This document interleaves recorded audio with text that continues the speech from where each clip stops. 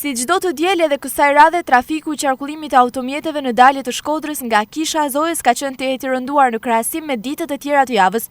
Kjo është e kuptueshme pasi fundjava shoqërohet me rritje të ndjeshme të numrit të automjeteve në qarkullim, si në drejtim të Velipojës, ashtu edhe të Shirokës dhe Muriçanit e Anasjeltas. Siç e kemi theksuar edhe në kronikat e mëparshme, shtimi i një kursie provizore pranish karburantit në të djathtë në drejtim të urës re të Bunës, që të çon drejt Shirokës apo Muriçanit, ka sjell një farë lehtësimi të trafikut. Por nisur nga situata në terren, kjo nuk mjafton. Siç tregojnë edhe filmimet, ka rënje të fluksit në ardhje nga ura e re e Bunës, por te rrethrotullimi pranë Kishës së Zojës dhe deri tek harku i Bërdicës, trafiku është mjaft i rënduar. Gjithashtu edhe pjesa më e madhe e segmentit rrugor të ish pazarit të vjetër është mbushur me automjete në pritje ose që detyrohen të ecin shumë ngadalë. Rrethrotullimi pranë Kishës së Zojës, kapaciteti i ulët i urës së Baqallekut dhe rruga me vetëm 2 kursi deri tek harku i Bërdicës, dihet tashmë se prej shumë vitesh nuk i përgjigjen më fluksit të automjeteve që hyjnë dhe dalin në qytetin e Shkodrës. Për këtë arsye ka nisur puna për zgjerimin e infrastrukturës rrugore në këtë zonë, por e përsërisim edhe në këtë kronik.